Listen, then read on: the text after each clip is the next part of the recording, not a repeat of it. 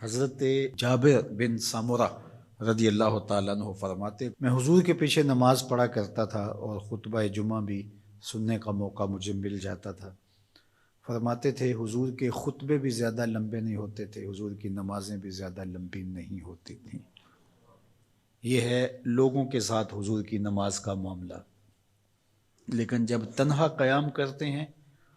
تو اتنا لمبا قیام ہوتا ہے حتیٰ تتورم قدماہ، حضور کے مبارک پاؤں سوج جاتے ہیں،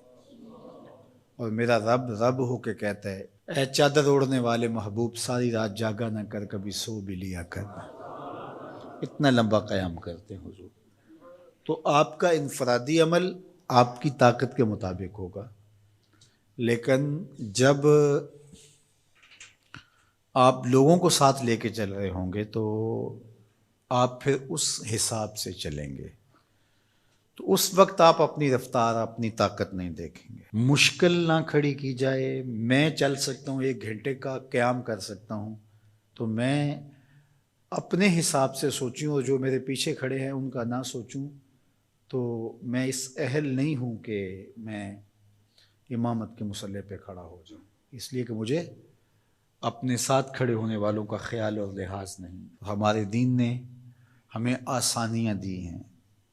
بیمار پر جمعہ فرض نہیں کیا گیا، بیمار جماعت میں نہیں آ سکتا تو گھر پڑھ سکتا ہے، مسافر پہ جمعہ فرض نہیں کیا گیا، ظہر پڑھ لے گا، پڑھنا چاہے تو اچھی بات ہے۔ مسافر پر نماز عادی کر دی گئی ہے، نماز قصر ہے اس کے لیے، روزے میں اسے چھوٹ دے دی گئی ہے کہ وہ روزہ ترک کرنا چاہے تو کر سکتا ہے، رکھنا چاہے تو رکھ سکتا ہے، وہ اپنے سفر کا حساب لگا لے، اس کی صحبت کتنی ہے۔ اسی طرح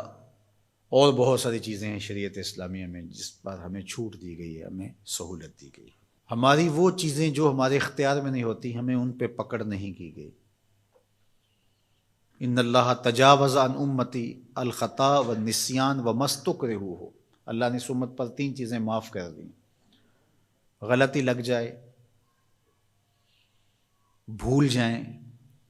یا جس پہ آپ مجبور کر دیے جائیں،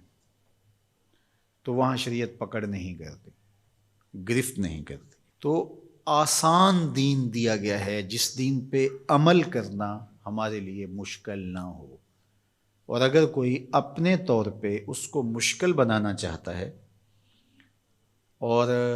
اپنے سخت مزاج کی وجہ سے اس میں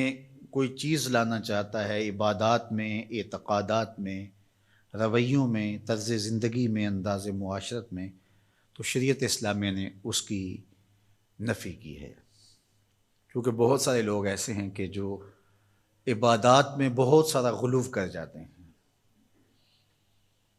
تو اس سے منع کر دیا گیا۔ یہاں غلو یہاں تک ہوتا ہے کہ وہ رہبانیت تک پہنچ جاتے ہیں، تو اس سے روک دیا گیا، اس سے منع کر دیا گیا۔ تو نہ کمی کی جائے اور نہ ہی زیادتی کی جائے، تفریط سے بھی روکا گیا ہے اور غلو سے بھی منع کیا گیا ہے۔ افراط و تفریط کی بجائے جو